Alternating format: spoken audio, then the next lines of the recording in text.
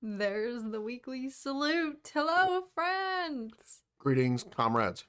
What is up? What's up, everybody? I don't know if now's the best time to be saying comrades. I don't know. I don't know. Anyway. Friends, what's up? How's everybody doing? Hope you're doing well, guys. Shout out to everybody in the early gang. Alice, Jay, Charlie, Sean, Simply, Ben Solo, what's happening? What's up, guys? How have y'all been? I feel like it's been a very long week, honestly, since we last saw you guys. So much has happened. Jerry, what's up? Hey, Cat and Tom won't be able to stay up through the whole stream. Gotta work tomorrow. Y'all, as always, there is never any pressure. Go do your thing. I know everyone needs sleep. We can't all stay awake to watch Andor, unfortunately. Maybe one day Disney Plus will hear our prayers and change the schedule, but until then, as always, never any obligation. Don't ever feel like you have to stick around and suffer sleep deprivation. Don't self-sabotage yourself that way. We understand, but good to see you for just even a little bit. What's going on, guys? How's everybody's week been? Like I said, I feel like it's been a long week since I last saw you guys. Or since we both last saw you guys. Maybe it feels that way because I'm not seeing y'all as often now because Rings of Power is finally over. House of the Dragon just ended last night, so we're officially just down to Andor. But we're also getting Tales of the Jedi. Holy shnikes, I forgot about that. I should have put that in the title. I keep forgetting that that is coming out tonight. Right? At the same time? No. Interesting. No. I am very interested as to why they're dropping it at the same time as Andor. Why not spread the wealth? Because they like Wednesdays. But like, why not? Wait, Andor. We only have 6 weeks left of Andor. Well, that's only like an hour of total content. I know. I Out. guess. I guess. But I'd still prefer it to be spread out. I don't know. I was sleep deprived after watching Black Adam. It was like I had too much energy drinks. Yeah, I don't know if I'm gonna go. I don't know if we're gonna see that. I'm intrigued. Because isn't he a little bit of like an anti-hero, kind of? I'm so wrong. Literally, don't listen to me. I know this much. It's The Rock. All I know about Black Adam is that The Rock plays him. Yes, that's the extent. Him and everyone else in that movie, I don't know. Catherine's favorite actor is The Rock. Oh, stop. For those of you who didn't know. Stop. That's not true. That's not true. My favorite actor, for sure. Tales of Ahsoka, really. Good point. And Count Dooku. Yeah, I'm very excited for that Ahsoka storyline. If it is the same one as what transpires in the Ahsoka novel, and we get to see a very intriguing Inquisitor, that would be really cool, I hope. We'll see. Yes, he is an anti-hero. Oh, okay. I loved Black Adam. Super great time. Disney marketing is insane. They should not drop these things at the same time. Yeah, only thing I can think is that, like Tom said, you know, they dropped those runtimes for the entirety of the Tales of the Jedi. You know, is it even considered a series or kind of a more anthology, 2 separate short stories? Whatever you would want to call it. When they dropped the full runtime, everyone kind of realized that collectively the whole thing is like an hour. So that's the only thing I could think. Like they clearly. Oh, do you want to plug this in for me? I realize we're going unplugged. We that would have been not good. I mean, we have full charge, but there have definitely been times when I've been streaming and I wasn't plugged in, and I got the notification that I had 5% left, and I was like, ah. But where even was I? Yeah, they clearly, I hope, never had any intention of dropping one 10-minute episode every week. So I imagine it was designed from the start to be dropped all at once. So there's no incentive to like spread it out and extend. Like, is it bad that we always just assume they're doing it from a marketing / you know, tactical standpoint, like, oh, how long can we spread this out? How long can we have people extending their subscriptions? Like, everyone who's already subscribed is there for Andor. Unless, I'm sure, actually, I'm curious to see what the viewership is going to be like for Tales of the Jedi, because people are extremely stoked. Nathan, what's up? Good to see you, my friend. TMoney, you see The Rock this weekend? Is that who you saw? Because if so, that's fantastic. It's higher up. Who is peacing out? Oh, I think Sal has to go. Take care, Sal. Have a good night. Oh, he got to see Adam Sandler. Oh, wait, we just saw that video. We just saw that video. That's basically The Rock. Absolutely. Two very different entities. Adam Sandler and The Rock. They're the same person. Happy Gilmore himself. Let's go. That's awesome. That is awesome. Whoa. The people behind the Rings of Power just fired all their writers? What? Stand by. Keep the conversation going.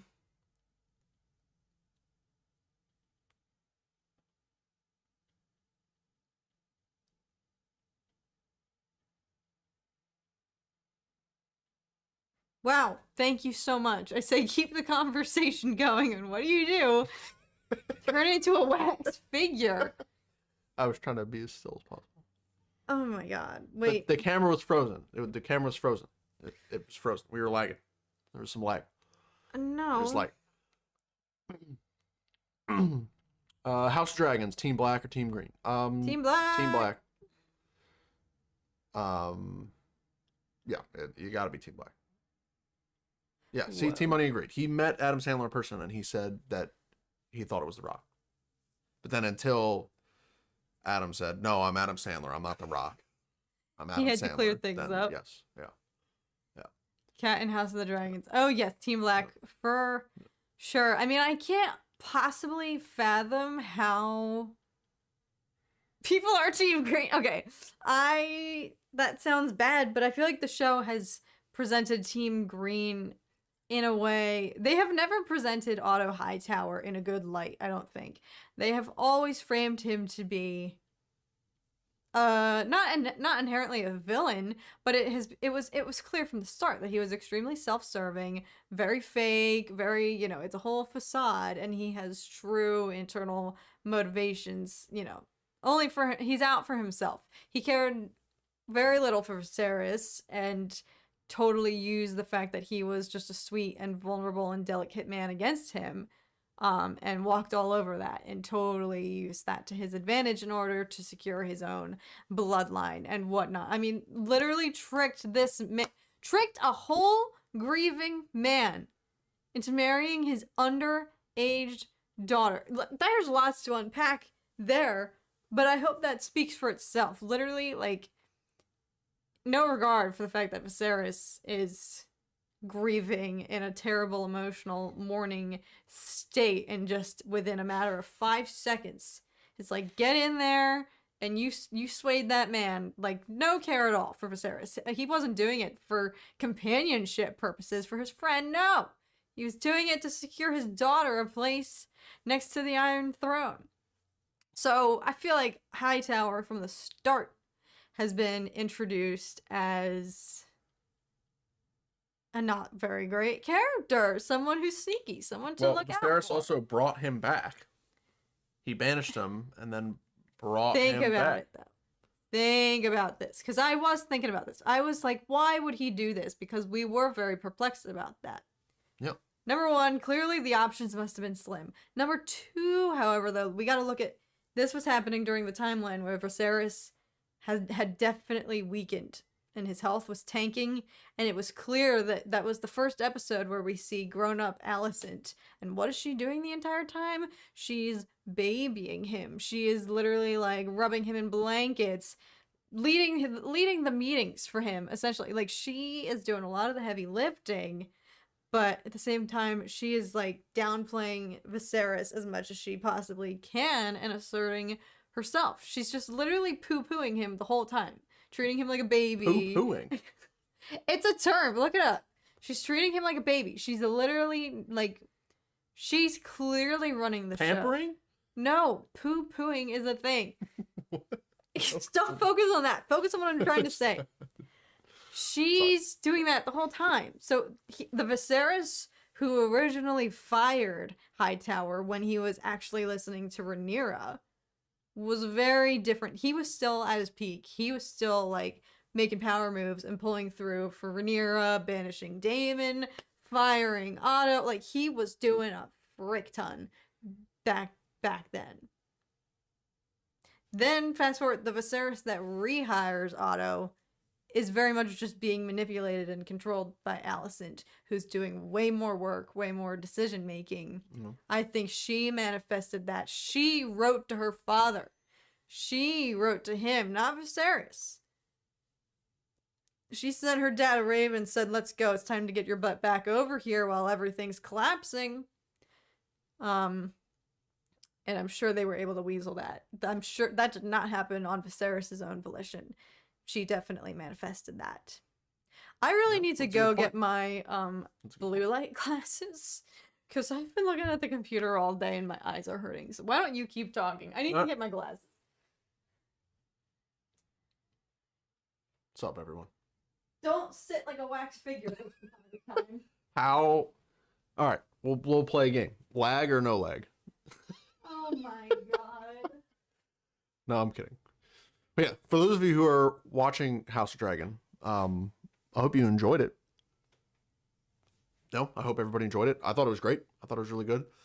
I think that it ended. I'm surprised at the level of kind of cliffhanger that it ended off on. You know, it was very kind of an intense, like last minute spark plug that triggers the whole war.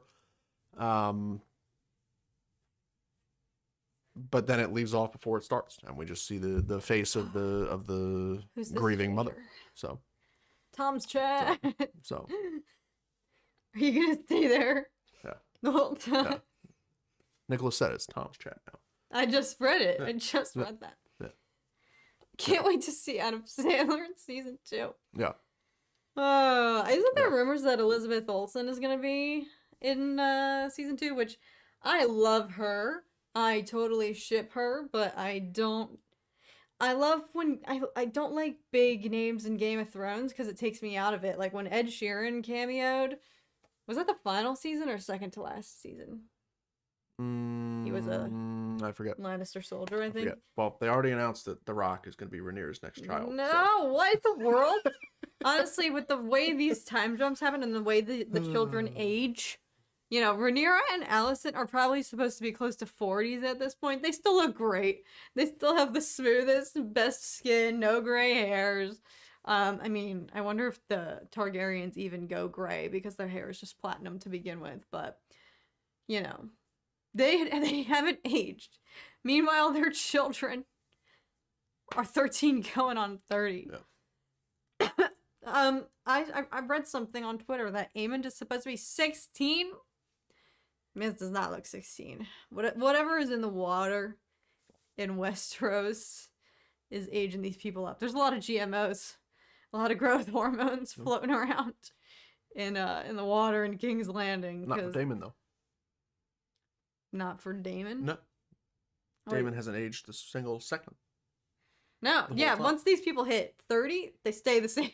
They stabilize, they plateau. Everyone's like a vampire. Alice doesn't even get HBO. Oh my gosh. I've got to hang with Hondo. Why can't you use a VPN? VPNs are totes fine. That's what we had to do when we were studying abroad when Game of Thrones finale came out, which was poor timing on our part. I better see 66 again tonight. Oh, we're talking about Tales of the Jedi. I was like, what could possibly be happening in Andor? Oh, this is what we wanted to debate. This is what we wanted to debate. I forgot about this. Dwayne "The Rock" Johnson is the first White Walker? No, what in the world? Okay. That's true, Charlie. It would be cool to see him. He's the original Night King. He would be The actually Rock is very the cool original as a Anakin. White Walker. That would be cool. Yeah. The most heartbreaking part of House of the Dragon was King Viserys struggling to get his throne. Oh my god, that was the most crushing scene. Daemon got my respect. How he helped his brother get on the throne and put his crown on him. Yeah, that was one thing. I did love that about Daemon's character. Everybody else painted him as super ambitious and volatile and not stable enough to be a leader or whatnot, but you knew that he would never have any ambitions of stealing. I don't think he ever would plan to steal Viserys' crown. The Rock is gonna show up and Tales of the Jedi. Could you imagine? And then also appear in the Andor episode. Yes, The Rock will actually be playing Palpatine this week, guys. And this segues into actually a topic that Tom and I were discussing over the week or weekend, and I was like, this would actually be a great dork discourse topic. Because The Rock is gonna play Masamita in he would look good. He'd be jacked. He would honestly look really good. But no, what I was saying was so funny. Yeah. We got into this and I was like, save it, like I do whenever we have an argument or we realize we disagree on something Star Wars related. I was like, keep it locked up and we'll rehash. We'll hash brown this for Dork Discourse. But we got to talking after last week's episode where we got not just one, not just two, but I'd say at least 3 Palpatine name drops. I think it was thrice throughout the episode. Palprotein. Yep. Yes. Also, yes, Bryce Dallas Howard is voicing Yaddle. Yeah, that was so cool. I saw her tweet about it. I was surprised she was allowed to tweet it. I mean, the Rock hacker account. He's actually voicing Oh my god. The Rock is Grogu's mother. Yep. Anyway, do you think we'll get any? Nah, they wouldn't save that for Tales of the Jedi. No. Grogu, any kind of Grogu tie would have to be done in live action. Yeah. Anyway, Yes. back to Dork Discourse. Yes. For those of you who don't know, this show is rooted in our first ever debate, and we haven't really debated since. But oh god, I'm gonna put it soon. We have not debated since. The Rock is voicing Geode. Oh my gosh, Nathan, yes, that is the winning comment right there. We've not debated since. And this week Tom and I were discussing, following the triple name drop of Palpatine in last week's Andor episode, will we be seeing Andor? You're gonna be sweating. You're gonna be sweating. Why not just get a suit jacket? Why did you get your entire pea coat? It's winter. It's winter season. No. You are gonna be sweating in 2 seconds. Is the briefcase returning? Forgot about that. Janina Javankar as Ahsoka's mom? That's a win. That's very cool. Oh my gosh, that must be exciting for her. Anyway, I keep getting sidetracked. Yes. We are going to debate. And feel free to weigh in, folks. Will we be seeing Emperor Palpatine in live action in Andor this season? How did Tom go to the Matrix? Yeah, you do look like Neo. This is what they wear in the Matrix. Just gotta grow that Keanu hair. Hayden Christensen is gonna play Celeborn? Wow. I can't handle that. I'm gonna unpack that later. Yeah. For now. Do we want to do a poll right away? See what he says, make a poll. We should do, here's an idea. We do a pre-debate poll, see what everybody says, capture those results, then we debate it, and then we have a post-debate poll, and then we can see who People wins. are already voicing their opinion. Yeah, so we'll do an initial poll. Where's the poll thing? Oh, add. Start a poll. Oh my god. Sorry, I'm a little restricted. He's It's a little bulky. restricted. He's bulky with his pea coat.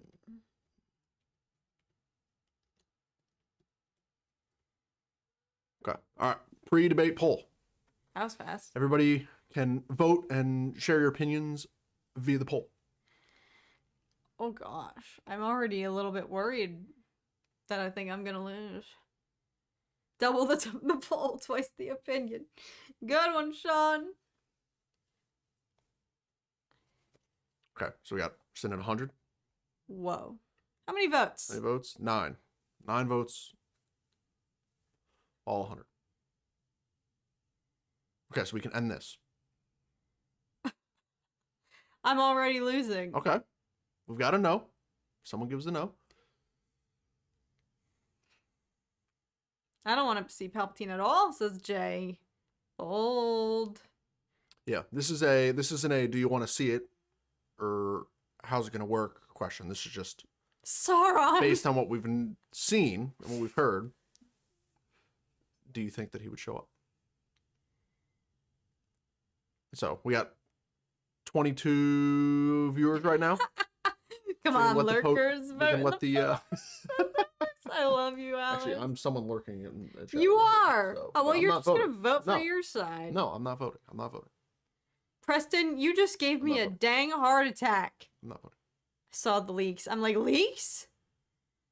I didn't know that. Surprised to be sure, but a welcome one.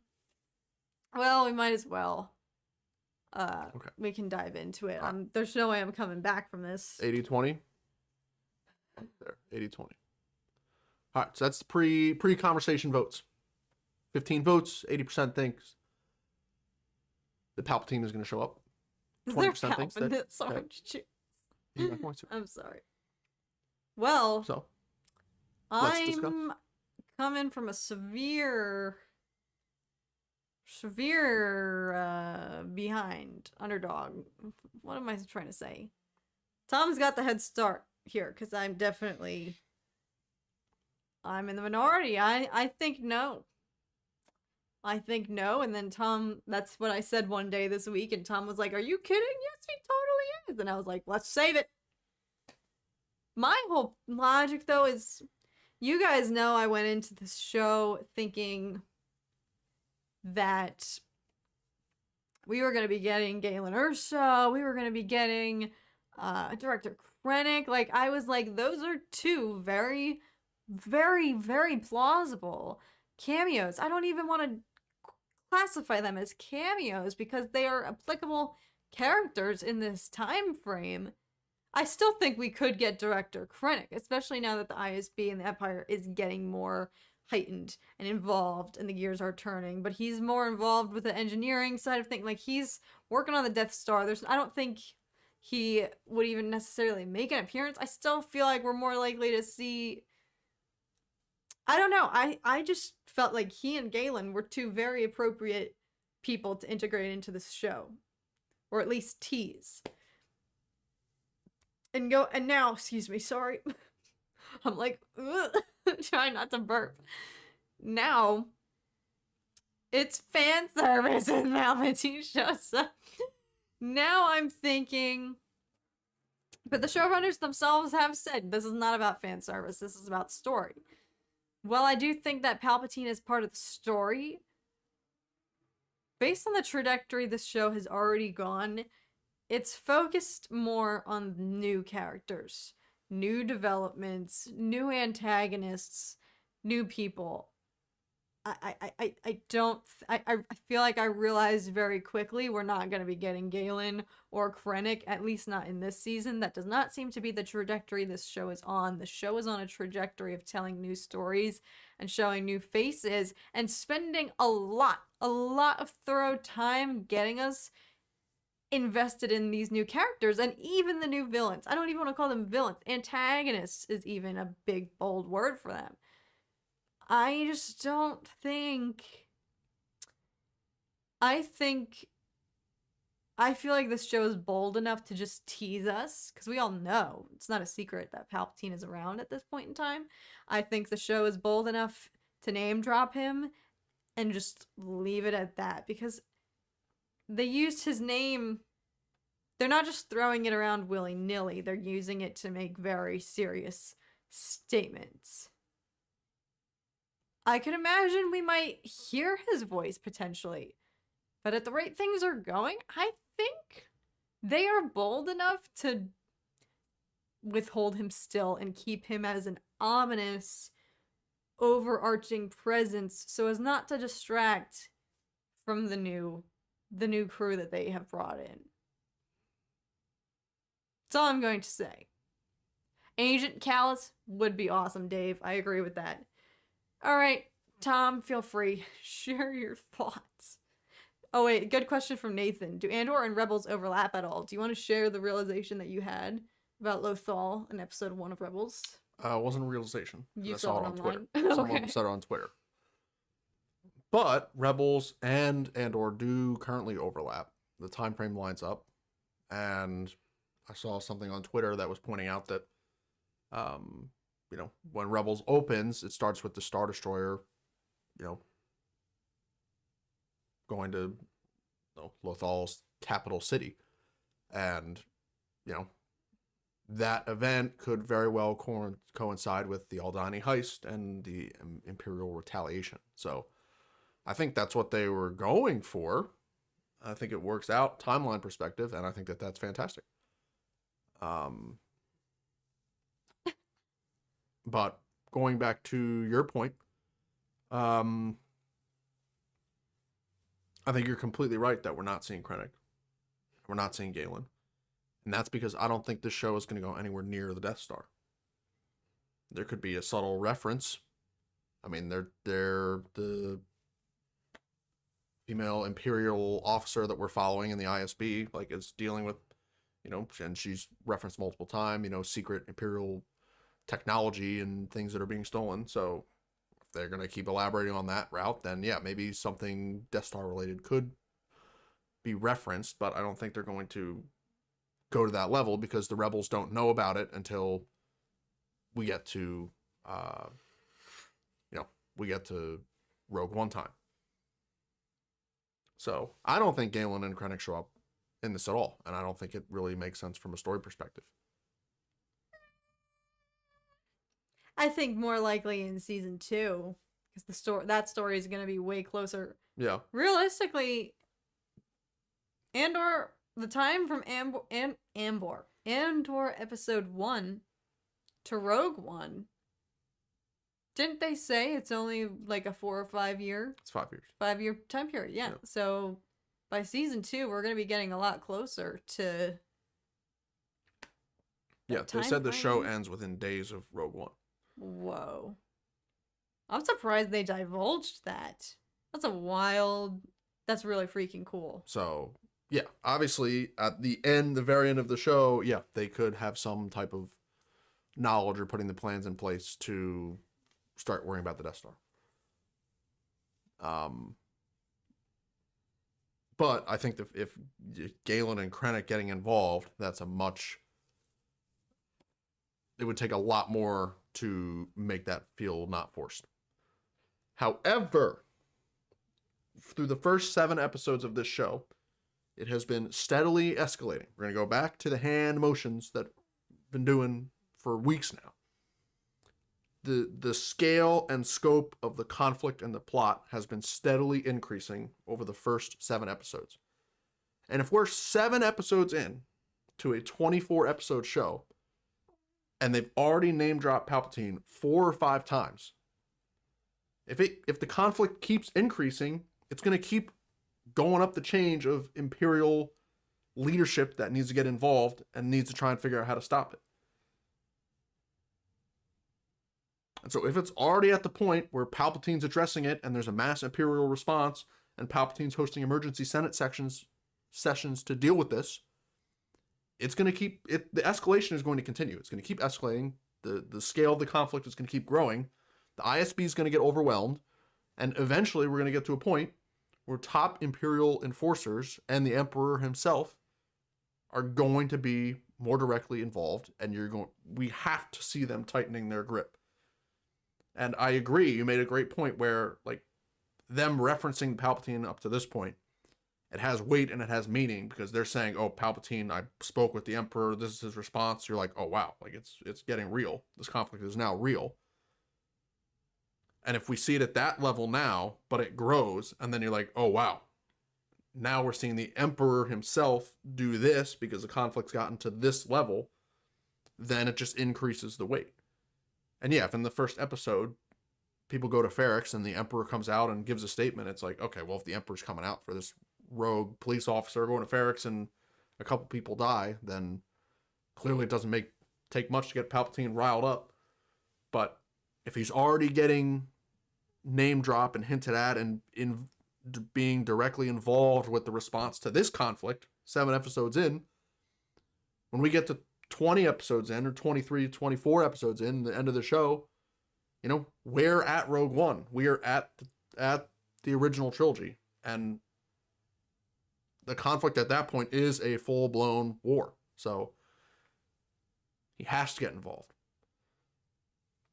And it just, the whole show is, this whole thing is political. Half the show is pure politics and Mon Mothma, you know, laundering money to fund the rebellion.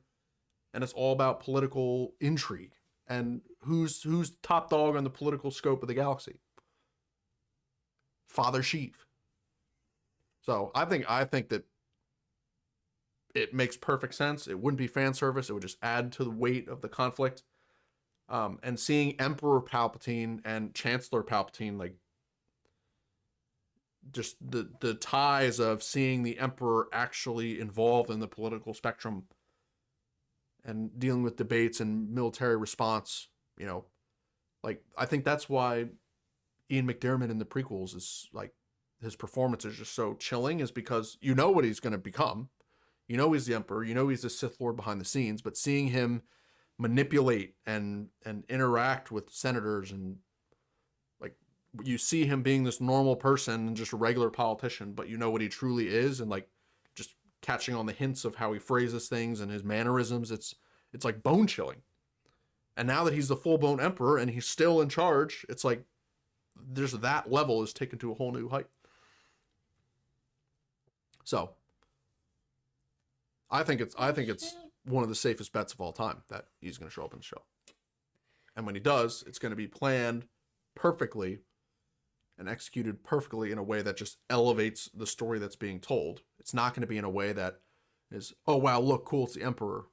But there's not going to have any impact or any, you know, story, plot reason why, why he's going to be included in the show.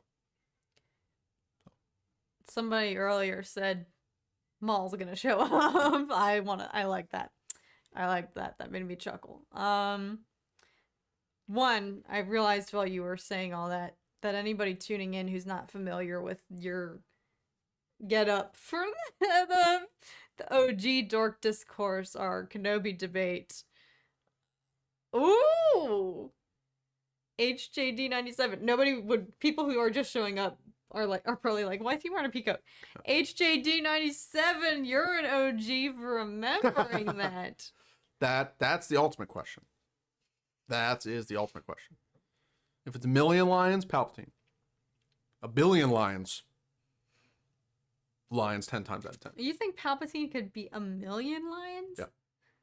A billion? No. A million? Yes. You know why? Because there's only like a million personnel, like a million or so people that could fit on the Death Star. Oh my god.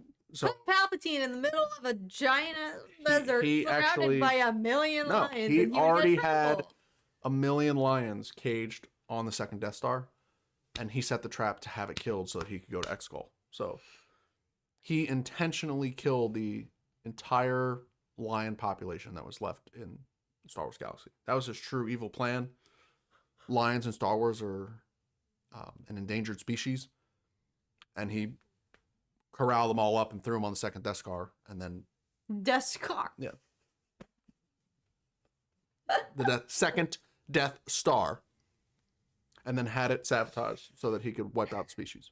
So heard it here, folks. Second Death Star. Yep. Gotta head to bed. Have a good night, everyone. Peace out, TMoney. Yep. Later, TMoney. We'll see Thanks you for hanging out. later. Well. But, yeah. What was before that? What was before the sun point? We definitely missed a lot. I know, I was rambling for a while there. Yeah. Sean, what's up? Yeah. My favorite race. Descar. Yep. That's right. Excited for Tales of the Jedi. I'm hyped. I keep forgetting it's coming out. Keep forgetting. But I'm hyped too. Descar equals pod racing. Yep. What is that? A Death Star covered in Beskar? That's what I thought, Sean. I was like, this is a hybrid. Yep. Yeah. So anyway, I think that's pretty much, the argument that's all I really have to say about the topic. Seems like for the pre-argument, everybody's more so on the line that he is going to show up. But we can do a post poll to see. Well, you were also saying originally when we were just talking not on stream that you think the possibility of Vader getting involved has been heightened as well. I think that's less likely Huh? than Palpatine showing up. Yeah. Because Palpatine has the political aspect versus Vader is purely just muscle. Oh, He's a why pure am I so enforcer. tired? So the only way it makes sense for Vader to show up is if the conflict escalates to a... I gotta wake up. I'm yawning so much. I have a computer headache. I'm like, huh. Sorry. You good? Trying to sabotage. I'm watching the Sabotage the playback. argument. Go ahead.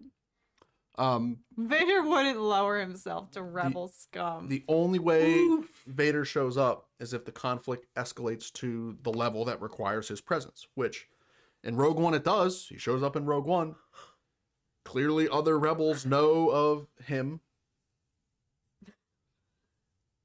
And he shows up in Rebels. He absolutely shows up in Rebels. Now he shows up in Rebels because it's Jedi escalation. So because it's Kanan and Ezra there, then Vader shows up because the Inquisitors can't handle it. So if it's just pure rebel conflict that could escalate to that point, I don't know. I think it makes sense that the first time it happens is in Rogue One, but we know there's comics where he deals with just rebel soldiers and whatnot. Nic Gundy, I'm So- crying. So I don't know. I think it would be tough. I'm crying. I think it would be tough. I read that. I read that in the voice. And I hope it was intended. It needs some milk. I did not just do that fine justice, but why am I so tired? You're weak, I think it's my flu shot. like your parents.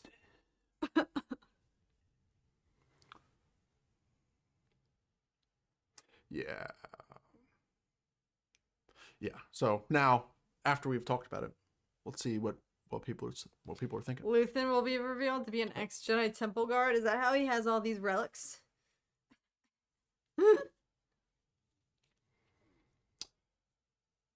Yeah. So I think Palpatine awakes currently, based on what we've seen, I think it makes a lot of sense. Vader is, from what we've seen in Kenobi and Rebels, he mainly is showing up when there's Jedi involved. Even in Fallen Order, right? He shows up because Cal is there. We haven't seen an instant where he shows up purely because it's a rebel activity until we get to Rogue One. And then he is called in because the conflict has reached a point where they need his muscle to wreak havoc on the Rebel fleet. So does it get to that point before Rogue One? I don't know. I'm pretty sure Tony Gilroy has said that there's no Jedi and lightsabers and Force and things. Yeah. They can't name drop him for him not to be seen, right? I feel like they could. Yeah. I feel like they are freaking bold enough. Yeah. Equivalent of how Rings of Power spoiler in 3, 2, 1. I gotta burp real quick. No, why do I keep? Ugh. Right, you go. I take am a like 10-minute. malfunctioning. Something's wrong. Clearly, you are not supposed to be on the couch. I have a headache. I keep burping. I keep yawning. Yeah. I don't know what's going on. You need a pea coat. No. What was I Warm. saying? Nice and warm. What was I even saying? Rings of Power spoiler in 3, 2, 1. They were bold enough to freaking drop a Balrog on us and then not address that. Obviously, it will get addressed. It's a Yeah, they different didn't name drop it. scenario. They actually showed it.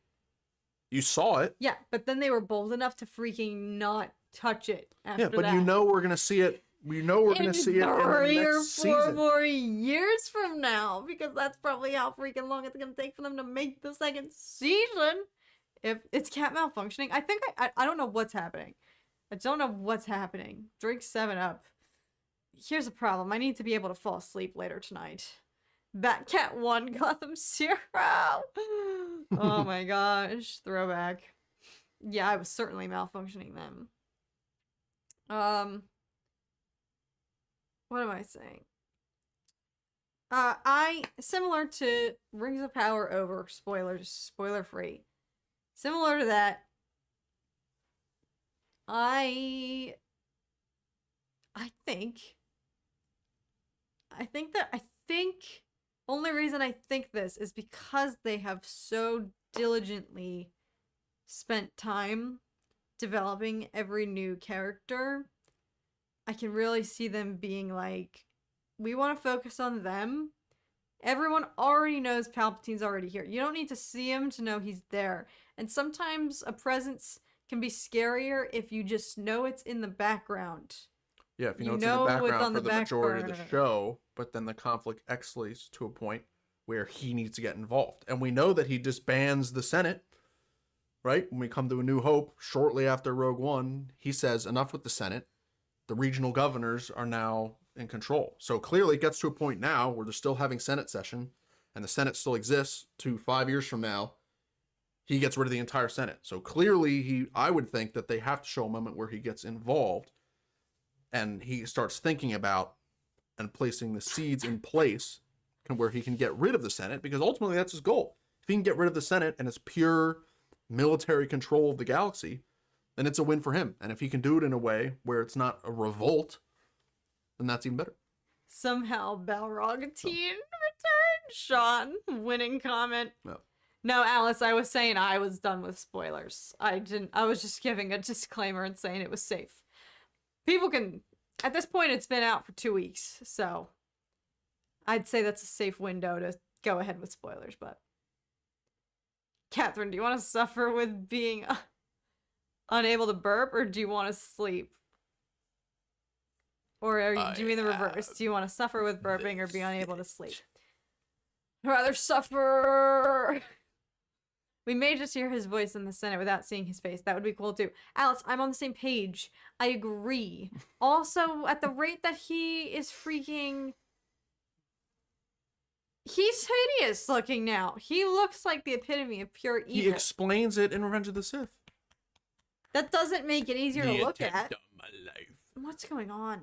has What's left me happening with scarred me? I must have swallowed a lot of air. and deformed. Danny, thank you so much. My friends. Yep, everyone is having a great Danny!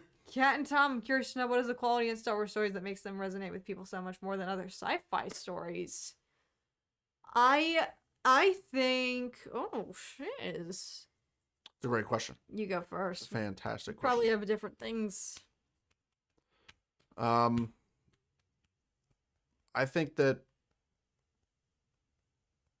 it's a multi-layered answer, but I think ultimately, for Star Wars specifically, if I were to describe it, it's a familial tragedy. Get some blue milk.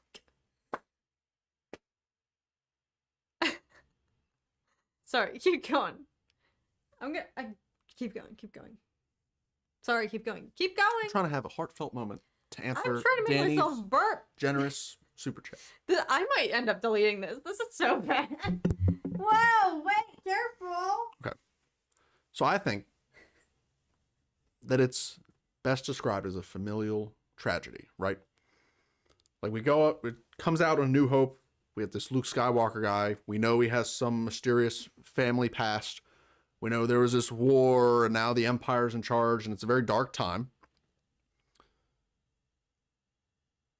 But they lay the seeds for this, like Obi-Wan has a relationship with this guy's father. We don't know what's going on. You know, there's all these undertones and deeper layers and meanings to the story. And while the face value story of, you know, the rebels having a victory and winning the war, you know, and winning in their first major battle, that's all great. But then it's constantly an undertone, bigger picture, what else is going on in the galaxy.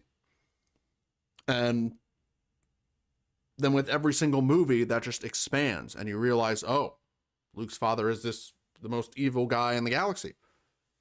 And then it's, oh, he has a twin sister and now their dad is both the evil guy in the galaxy. And then we see, oh, well, how did the Empire form? Like just constantly growing, the story constantly grows, and at its root, it's a story of tragedy and overcoming that tragedy.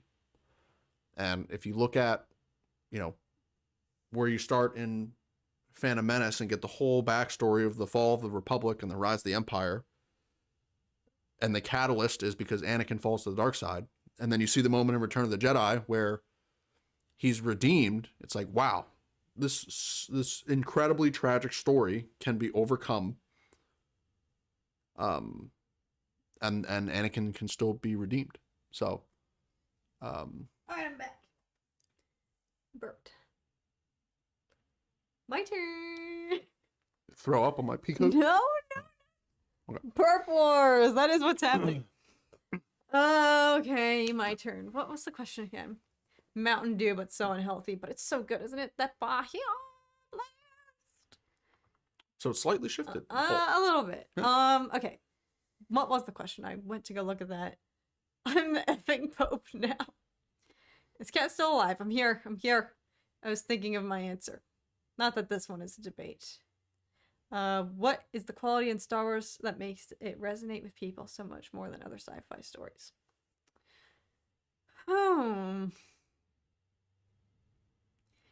First thing for me that resonated was my crush on Anakin Skywalker as a child. That aside, that was my hook. That was the first thing. That aside, I think for me, I keep coming back to Star Wars because the enemy is so great and the stakes are so high. And it is very well established that the entire galaxy is affected by and is suffering under the rule of the oppression of the Sith will never the oppression of the Sith and the Empire and whatnot. And I keep coming back because the show constantly proves that against all odds, the most ragtag teams of friends and heroes will win. But also, for example, even just the events we just witnessed in Andor, that this cause, the enemy is so great and the cause is so meaningful to the rebellion and the people fighting them, that they are willing to sacrifice themselves. I mean, to be watching Andor and to be seeing the birth and the seeds of rebellion before it was even a big giant thing, before it was like bandwagon, like let's join the rebellion, when it was just small and literally like just 6 people going and sieging a heist on the Aldhani garrison, and knowing that they all went there willing and mentally ready to die for the cause, solely for the cause, because that's how much they detested the Empire.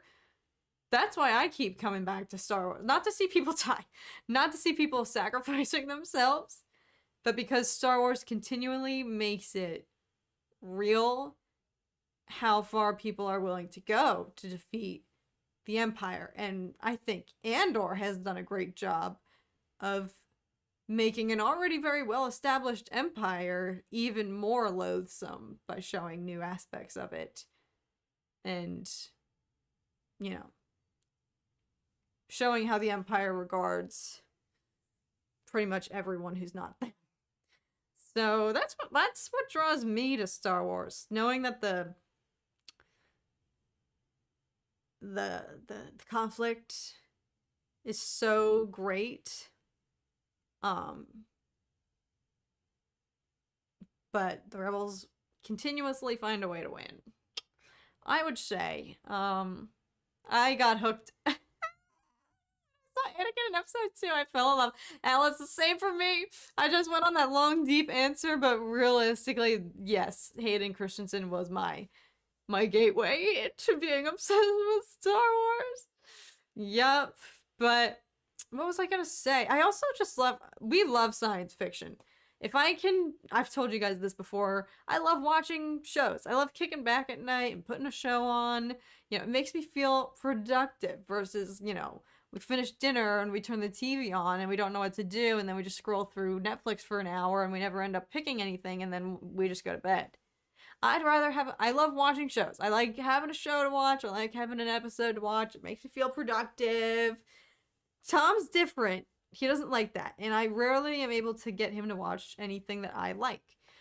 So I have to compromise. Not compromise, but I have to try to entice him with science fiction. Because I know that's the only thing he cares about. It's not just science fiction. Star Wars...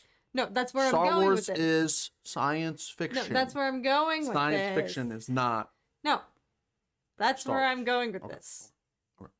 Star Wars is in a league of its own, and I love, like a lot of sci-fi these days, I feel like is very much tied to reality, and there's always the little tease of like, this could be plausible, which I do love in some cases. Like, that can heighten a show when watching it and thinking like, this could actually be the human population in like 100,000 years, who knows, thinking about that stuff. But I love that for Star Wars, it's like, that will never be the case. Like, it's so much more expansive than that. It's not plausible. It's very much its own thing and could never actually really happen. Or maybe it is happening in a galaxy far, far, far, far, far away, and we will never know. Technically, Star Wars could be the future. Yeah, I guess. Or like I said, it could be happening now. Could be. We don't know what else is out there necessarily. But I love that for now, it is very much an escape. And unlike the real world that we know in terms of the landscape of the galaxy and whatnot. Yes, I know, like, the biggest complaint with Star Wars is that yet says Jay, who knows? Like I said, we don't know what's out there, and we don't know how far human life is going to be able to travel in 100,000 years from now. I fully believe there will be spaceships and people commercially going to space and whatnot, and I'm sure we will reach new lengths that humanity has never reached within our universe, and maybe find a whole new solar system or galaxy that has a bunch more planets where everyone is actually just... I don't know. Nobody knows. That's the fun part of all this. Who knows? That's why I say yet, because I don't know. I'm an OG Star Wars fan.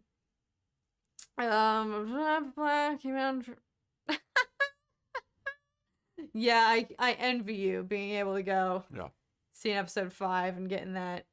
I wish I was in the theater when that happened. I wish there were cell phones back then when that happened with cameras, so people could have recorded, like we get footage nowadays of bootlegs of theatrical reactions and whatnot. I mean, that is undeniably the most iconic moment in cinema history. Yeah. Even you could go up to anyone on the street and quote that scene and they would know exactly what you're talking about. Yeah. That is undoubtedly the most iconic moment in cinema history. And you take that and then just expand that story and flesh out the tragedy of that situation. Like as soon as you saw that moment and he says that he's Luke's father, you're instantly like, how did that happen? What happened to this guy? How did this man, one, have a wife and father a child with that person? Like, there's just a million questions that go into your head that how did all this happen? What's the backstory here? Like, this is a ridiculous thing that he just said, and it's almost unbelievable, and people didn't even believe it. And then the fact that you can take that moment and give weight and depth and tragedy to it with the prequels and other media, it's like it just is all one giant big tragic story that in Return of the Jedi, you know, Luke is able to stand up for what's right and bring Anakin back to the light side. And it's just incredible. Danny, thank you so much again, my friend. Danny! I was gonna say we didn't grace you with your usual intro. No. Danny! I did it the first time. Oh, you did? Yeah. Oh, I didn't hear it. Your voice is so low. Those are both awesome answers. I definitely think there's something about family tragedy and nuanced antagonists that resonate with people long term, like Macbeth, Hamlet, Lord of the Rings. Definitely. Oh my god, Lord of the Rings will never not make me just cry and break down. But you're so right. What was I gonna say? That leads me to does beg the question, because I have been such an advocate for let's branch away from the Skywalker saga, and not just the saga, let's branch away from this timeline. Like, let's just explore entirely. I still didn't win, huh?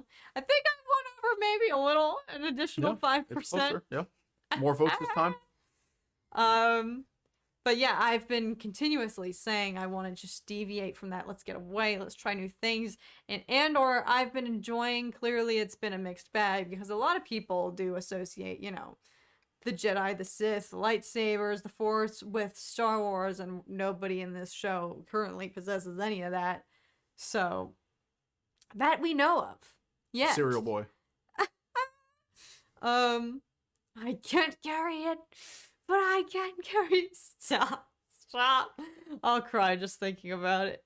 But, where was I going? I've been huge. I want to see a deviation from this timeline. Like, Acolyte, I'm very excited for, but it's still within, you know, a familiar, the Sith are going to be around, obviously. Like, it's still same kind of conflict, same overarching enemy. Antagonist. With Acolyte? Yes, they're We Sith. have no idea what the conflict Well, is. we know that they're Sith trainees, correct? Well, Yeah, we don't know conflict, but we know the overarching bad guys are the Sith. not in that story. No, they can't be the bad guys in that story. I hope they are. I hope they are. Well, from their perspective, it's going to be told from their perspective. From their perspective, they're right. They're good. What they're doing is justified. Yeah, in we their own thought mind. that was going to be the case with Battlefront 2, and then look what happened there. She realized, true. oh, never mind, we're not. So I hope. I guess they could go the route of that person turning or trying to turn, and then Plagueis or Tenebris or whoever the master is has to kill him, which could be cool. Anyway, what was I saying? I'm curious because as much as I am so much like freaking let's just send it and expand. Marcus, what's up? Yo, congrats on Terrifier, my friend. That's so freaking exciting. I worked with Marcus on Another Man's Trash. Oh, yeah, that's awesome. So cool. So that's cool. awesome. Congrats on your latest Awesome. project. That's literally so freaking cool. Anyway, I'm like fangirling that you're here. I want a Knights of the Old Republic or the Old Republic live action. Give me Revan, Malak, Bastila. Satel and Malgus. I want Darth Malgus so badly. He's one of my favorite characters, and the material that we have with him is like slim. I probably should read some of the books about him and whatnot and do some more exploration there. But even from just what I've seen in the Old Republic cinematic trailers, I'm obsessed. Obsessed. Nathan, it was good to see you, my friend. Thanks for hanging out. But yeah, I think a lot of people are in the same boat, Marcus. Like, that is a time period that would just be so goated. Like, it would just be so hype. And the visuals, like, yeah, like, just yes. As Jay said, yes, yes, yes. Truly.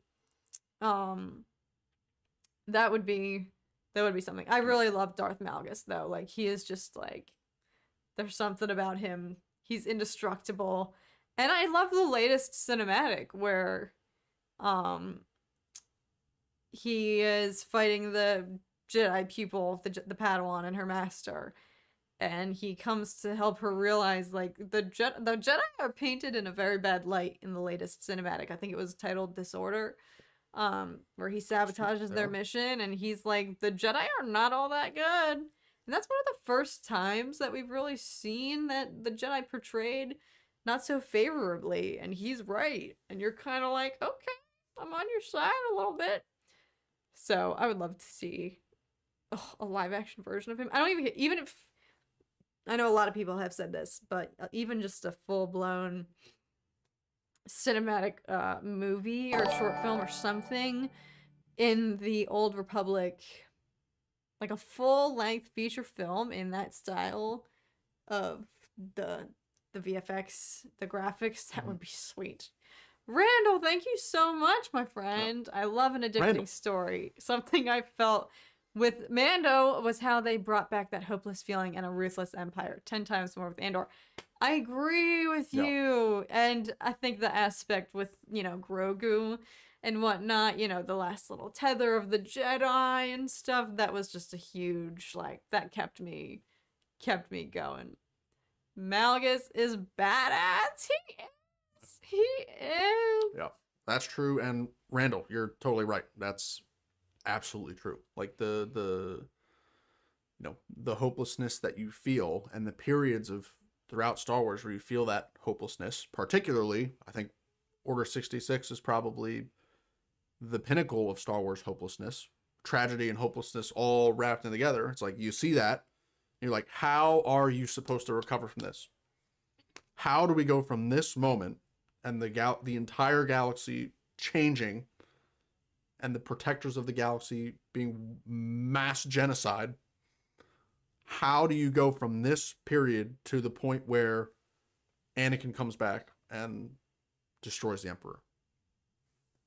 Like that, like, I think that's why Revenge of the Sith is so beautiful, is because it's like, this is the worst possible thing that you could possibly think of that's going to happen.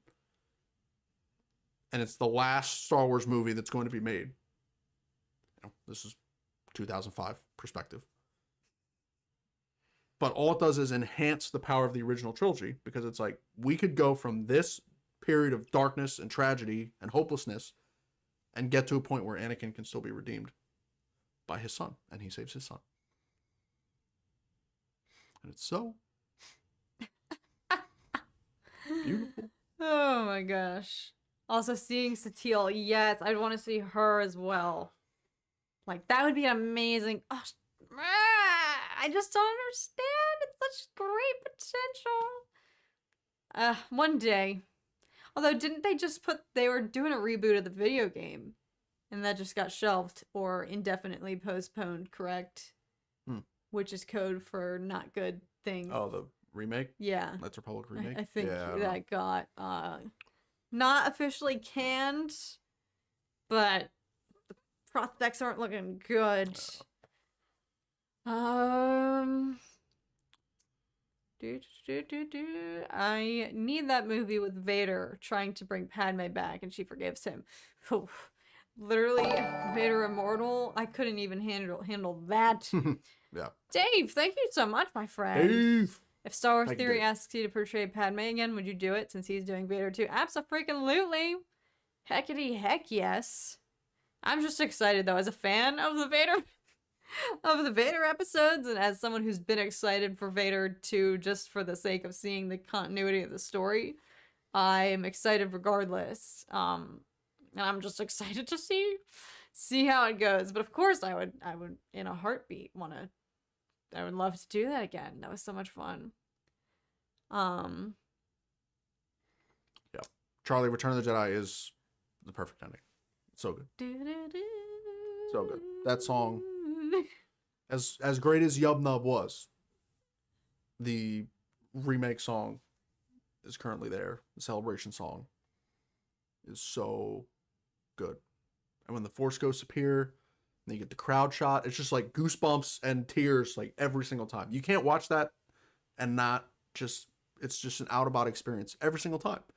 And the movie came out in 1983. Like, the movie is almost 40 years old. Tom just nailed it. That's what I'm saying. Randall, I'm glad we're on the same page. When you get Tom in his business attire, he starts spitting facts. Right.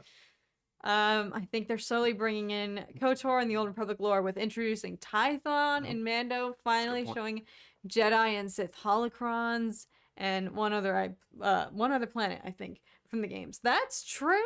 And haven't there been? It's hard for me to notice because when I film my reactions, I watch on my laptop, but it's hard to see on my little screen. But I think people have pointed out that Luthen has holocrons. Does he not? He has everything. Yeah. He has everything. I think people have scoped out, though, in his collection that he has a few. I could be wrong, but I feel like I saw some screenshots on Twitter zoomed in on a shelf. So yeah, no, I agree. The stuff with the holocrons, even like the material in Rebels, that's the thing. Rebels gets such a bad rap, but it has some of the coolest Star Wars lore and taps into stuff like the holocrons and whatnot, that are really exciting. Yeah. Nicholas, that's a great question. And to answer it, I absolutely love it. Did you see what Nicholas was saying? This question here? Tom, what did you think about the add-on to the Return of the Jedi endings? Oh, with the different cities and whatnot? Yeah, with the fireworks? The different cities, and then changing it to Hayden.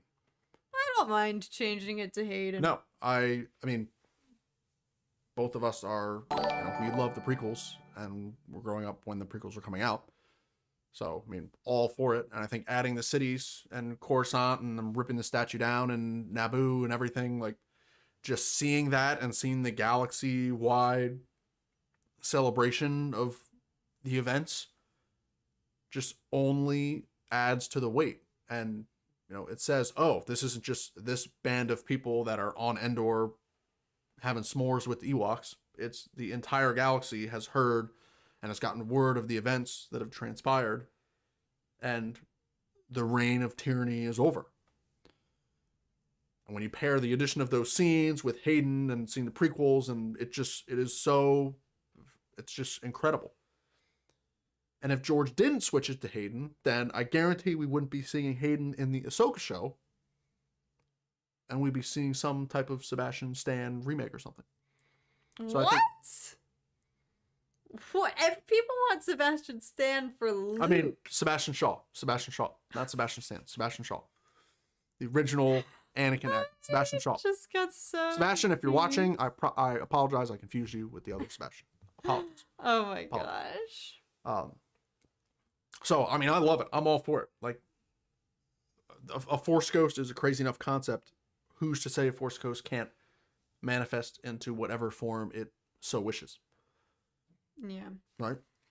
Any watch party tonight? Yep. Speaking of the Ewoks, on Evil Ewok, yes, it's just going to be Cat and Zach show this evening because it's actually Alex's birthday. So he's going to be celebrating, doing his thing. So everyone send him good vibes into the ether for his birthday. We're thinking of him.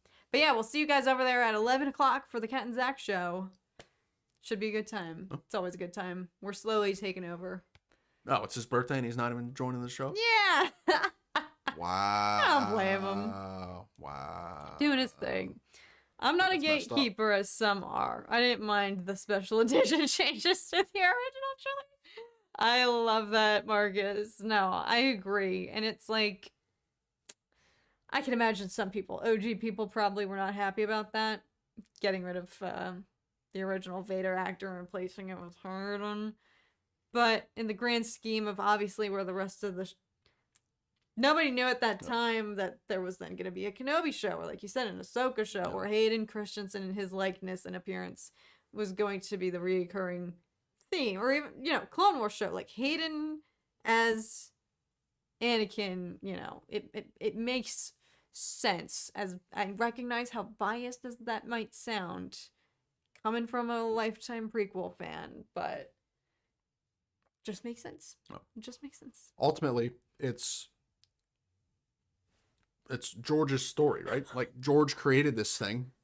Vader was 50 when he died, not 88. I'm sorry. Savage, Dan. Savage. Yeah. I hope Sebastian's not in the chat. I think Sebastian has passed, so. I don't think so. I'm not. I actually don't. Tom should just replace Alex. That would be fun. That would be fun. No, Tom goes to bed. He's usually knocked out by the time we're doing the 11 p.m. streams. Yeah, like, I think it confuses me why the prequel hate was there, because I would think that, like, I would want to know the rest of the story. And if the story is being created by George and told by George, and he's the captain of the ship that's creating this story, then you're like, well, this is just how the story goes. Like, in my mind, I just take it as fact. But it's a different perspective, because I didn't wait 20 years between Return of the Jedi and Phantom Menace speculating and theorizing about what the story was. So, you know, I totally get it. Yeah. But, you know, we've seen with the sequels and other things when, you know, the validity of the story is so much more easily questioned when it's not the original creator's vision. And when the original creator is so blatantly against the vision and what they've laid out, it's just like, in my mind, I'm just like, what is the true episode 7, 8, and 9 that George came up with? Like, what is the story? Oh, well, let's not get into that. But I'm just saying, like, I want to see the true story from the creator, right? We just have to pretend and imagine. And so the prequel hate is never, and the changes to the originals, like, I've never understood it, because in George's mind, he's just telling the rest of the story and making the story better. I actually understand the frustration with the changes to the originals more so than the hate of the prequels, because technically you can argue that he's changing the story, right? Yeah. And then, yeah, it's like, you already wrote the story, why are you changing it? But in his mind, he's just making it better. Yeah. So, I've never understood it. I'm all for it, especially Return of the Jedi, the city scenes and the song change and adding Hayden. Yeah. Awesome. I only wish they would have de-aged Hayden in Obi-Wan during the flashback scenes as it was showing. LOL. I'm not gonna lie to you, I do agree. And I was perplexed because Obi-Wan looked like... I don't want to shade at all. I don't want this to sound like shade, because I can't do technology anything, and I know that de-aging is still, like, quite new and probably extremely hard, especially during a heavily choreographed fight scene like that. So it's probably extremely difficult to try to track an actor's face that whole time. Like, I give it to them and I applaud them for even doing it and showing up to work to do that job, because they made Ewan look literally straight out of Attack of the Clones. He looked like he hadn't aged a day.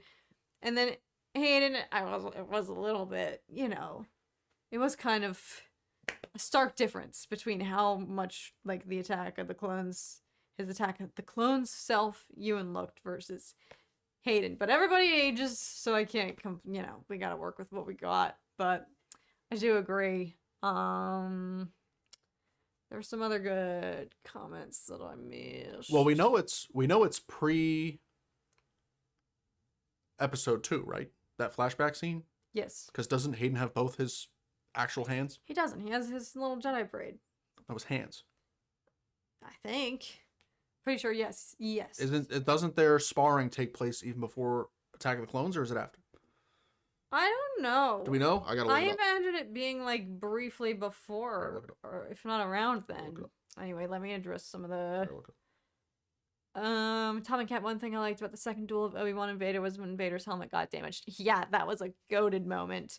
And we got to see how Anakin had that huge scar that was shown when Luke took his father's helmet off. I did really love that, and I was waiting for it the whole time, and it hurt. It hurt a lot. Release the George cut. Oh gosh. Oh gosh. Why do I keep scrolling? Do you think we'll get Cal Kestis, Cameron Monaghan in live action after the new game? I think 1,000%. I would bet my life. I would bet my life on that.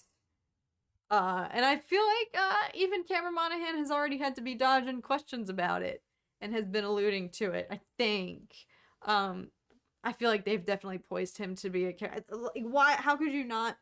You can make him in any age-appropriate, show that you would want for Cal Kestis. Not to mention, he's a phenomenal actor, and that his story, he's one of the most likable characters.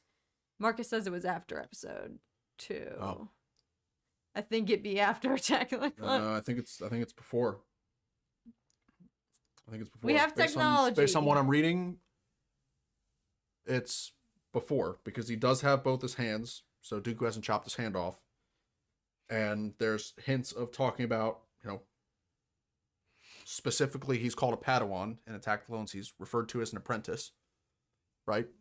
At least in the end. Maybe in the beginning when they're on the elevator. Are those two not interchangeable? It's Padawan. Technically, no. Padawan would be pre-trials. Apprentice would be post-trials. I believe, based on what I'm reading.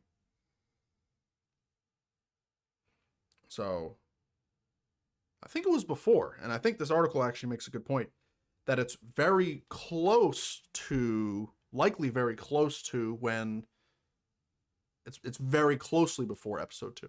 Yeah, right, because they've been on a mission or whatnot, right? Yeah. Like, they've been pieced out. Yeah, so I think they came back, had the sparring session, then very soon after, Padme shows up. In the elevator, yeah.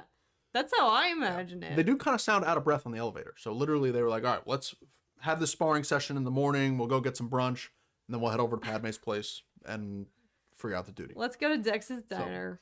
Yeah. Get some Java juice. Yeah, that's what happened. Let's have that sparring session, go to Dex's Diner, then you go to Padme's place.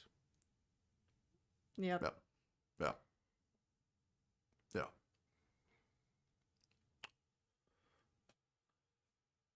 What is Tom reading? Oh, he was looking up the timeline. Yeah. But yeah.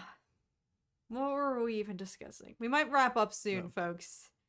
My body is not cooperating tonight. I don't know why. I just looked at the vid. For some reason, I thought he had the glove on. For some reason, frankly, I couldn't remember either. So I wouldn't have known. I wasn't even paying attention to that. I was just looking at their faces the whole time because I just couldn't believe they were back.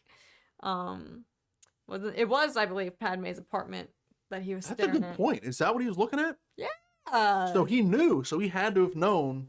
He would have likely known that Padme was already there, and that's where they were going. Probably. That is such an extra layer to this whole thing. If he's looking at Padme's building, that's intentional. That's 100% intentional. Yes. People, that was like one of the biggest things on Twitter. Everyone was freaking out like, he's looking at Padme's window. But based on the distance in Revenge of the Sith, it would have to be pretty far. And I thought there was a more focused building rather than... Like, I thought there was a different building that was front and center, but... He was knighted after Dooku fought them. Oh, that makes sense. That makes sense. I thought they were interchangeable. I did not realize they had different connotations. Uh-oh. It's been a while. No, not too fast. Oh, shoot. Charlie beat me to it. Charlie, my man, thank you so much, my friend. I'm happy for as we opened to the stream by saying that we're just down to Andor, and as sad as I am that all these other shows are ending, I'm happy because Charlie, our best moderator, our BFF, literally Charlie was doing so much heavy lifting in the comments, and Sean, Charlie and Sean, all the mods going through and deleting Carry On.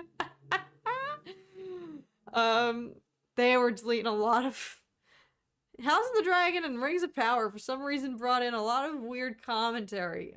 Well, Rings of Power, no surprise, but they were doing a lot of heavy lifting, so now I'm glad that those two can have some breaks after, now that Rings of Power and House of the Dragon have wrapped up. So thank you both for your service during that tumultuous time of having to ward off a lot of new people who were not very... Oh, you're looking at the shot? What a beautiful shot. Yeah, because it's not that building. It's not that. It's over in that vicinity, is it not? Move yeah, along, I don't know. along. I'm looking at it now. I mean, you know, like her building is surrounded by, it's like a taller building area. And then like in the shot of the Revenge of the Sith, Catherine's favorite scene in all of Star Wars, where it's just the silent back and forth between Padme and Anakin in the Jedi Council chambers. Like you can see that relative distance, and it's pretty far off. And based on the angle, like it could be that, maybe, but from Padme's point of view, you look through like all these other different buildings. And granted, that scene is like 5 years after this scene would be, right? Yes. So, or 4 years or whatever. So yeah, could they have constructed other buildings and then, yeah, they could have. Could they, I mean, obviously, of course, not the whole planet is a freaking city. So obviously the Coruscant construction force is on top of their game. They know how to put some buildings up quick. So this is coming from a society that literally makes like ginormous spacecraft. I think they could make a skyscraper. Yeah. I'm sure they could beef up that district, of course. It's all those taxes. So, it's all those taxes. Yep. Yeah. Ooh, are they still moving forward with the horror live action film for Death Troopers? Wait, I didn't know that was a thing. I'll take a horror live action Star Wars. Yeah, that was something that was talked about years ago. I feel like I can't keep track anymore. Yeah. I can't even keep track. I feel like 90% of Star Wars projects these days I hear rumored, and then 6 months down the line in the news, remember that heavily rumored Star Wars show? Yeah, it's never happening. Like, I just don't keep track anymore until we get a trailer. I'm not gonna lie. Or if it's like actively in development, like we know Ahsoka is coming because they're currently filming it. They've already dropped the trailer. Obviously, and yes. Some of us have seen it. Yeah. Some of us have seen the leaked version. Well, someone said something that was very intriguing. Never mind. Okay, I made some up. I didn't see anything. Oh, well, Randall talked about Ohio State. Oof. That's this Tough weekend. one, Randall. It is. A lot's gonna happen. Yeah, we got the Ohio State game. Tom and I are gonna go. Big game on Saturday, Randall. We're gonna go try to see Halloween Ends. If you've seen it, sound off. Neither of us have seen any of the Halloween films. I said either. There's like 13. We've never seen any of the Halloween films from the franchise, and we just this past week binged them all. They brought it back up in May. Okay, I'm gonna look into that. I would for real take a horror Death Trooper project. Heck yes. Yeah, horror with Exegol and the Sith cultists. Heck yes. Hondo as a protagonist. That would certainly be an interesting combo. But yeah, we have been binging. We've been getting in the Halloween spirit, so we watched the Halloween films for the first time, and we want to go see Halloween Ends. So if anyone has seen it, spoiler free, drop in the chat. Are we Buckeyes? No, Randall, no. I'm sorry. We're Penn State. I did not go there, but Tom did. I went there for like 1 year when I was still in high school and Tom was a freshman, and I went up like every weekend to visit. I considered myself a Penn State student, but after that I did not go there, but still root for them. You binged all of Halloween? No, we only watched Halloween Ends was trash.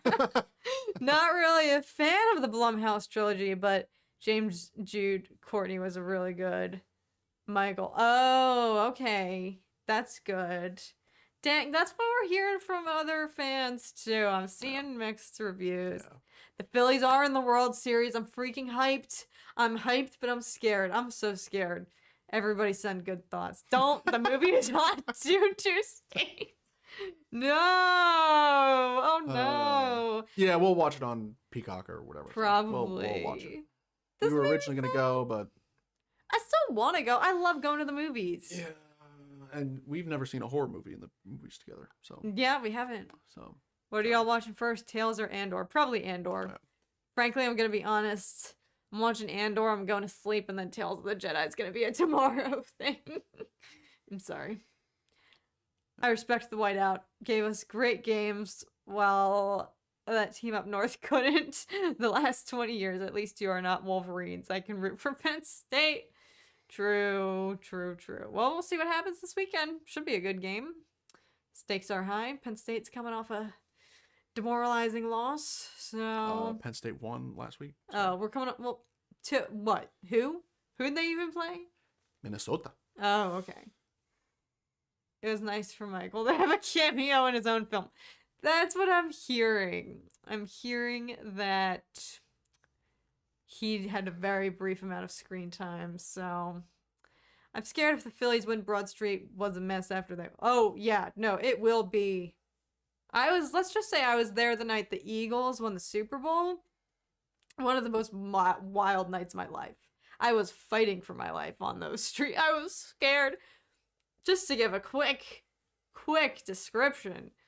That night, as soon as the final whistle blew, we all ran out of the apartment. I don't even think anyone locked the door, but in that moment, nobody cared. Nothing else existed other than running for our lives and marching down to City Hall. Nobody cared. We lived in a not very safe neighborhood, and we're just all stampeding out the house. Not a care at all in the world to lock. Actually, no, we knew one person was going to be staying behind, so it was okay, but still. We left it as a group of maybe 20. I ended up with only one other person by the time we got to City Hall, and I was like, stay with me. And they were like, yeah, we can't get lost together. Like, I need your help to get back to the house. And I was like, I need your help because I don't even know how to get back to the house. Yeah. This was a person who didn't even live in my house. So we started out as like 20 people, and I ended up fighting for my life, holding on for dear life with my one friend. And we just watched the chaos ensue. And people, I kid you not, were climbing telephone poles, lampposts.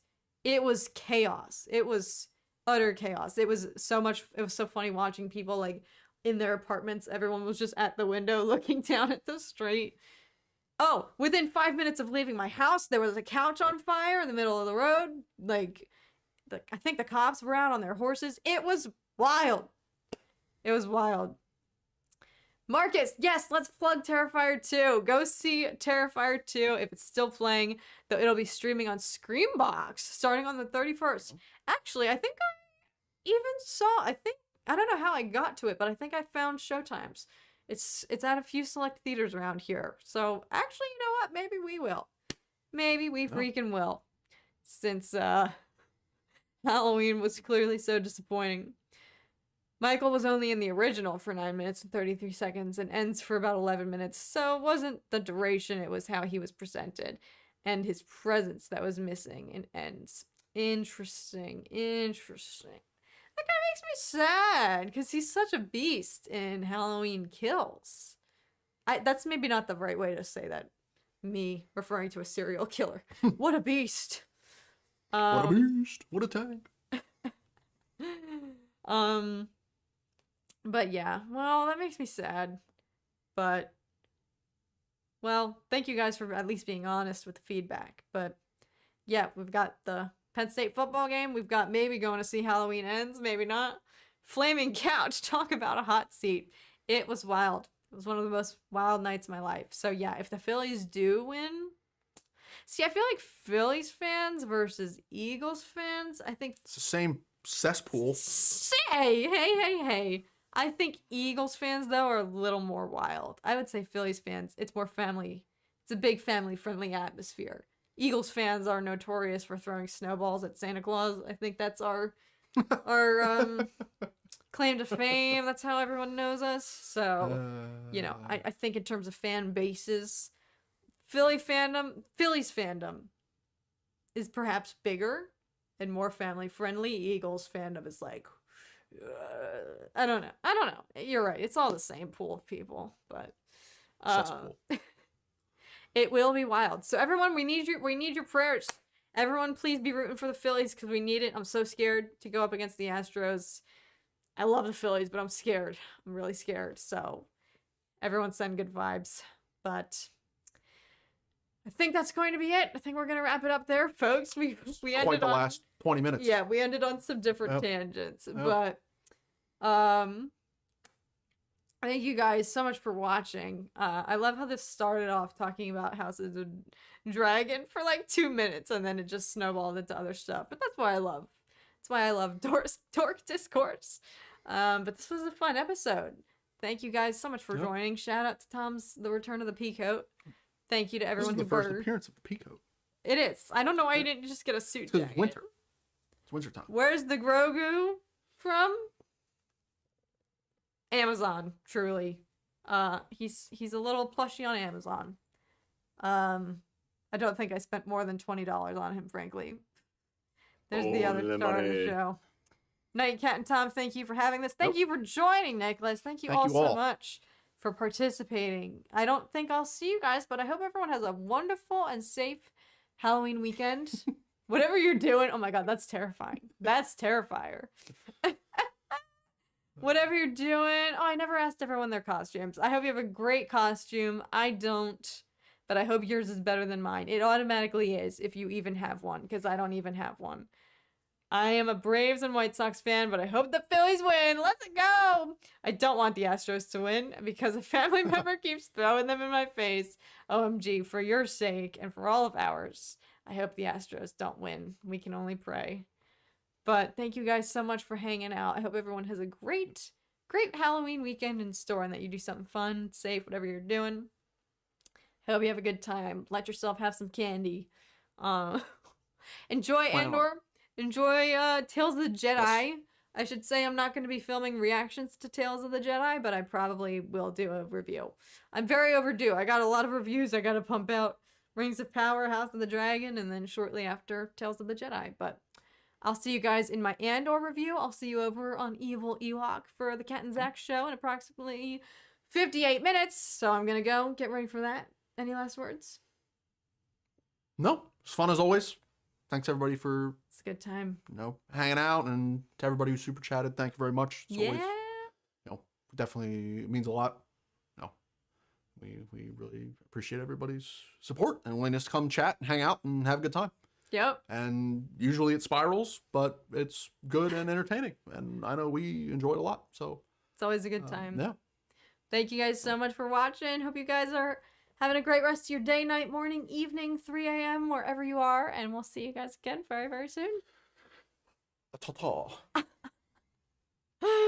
What an exit. Love you guys. Bye, friends.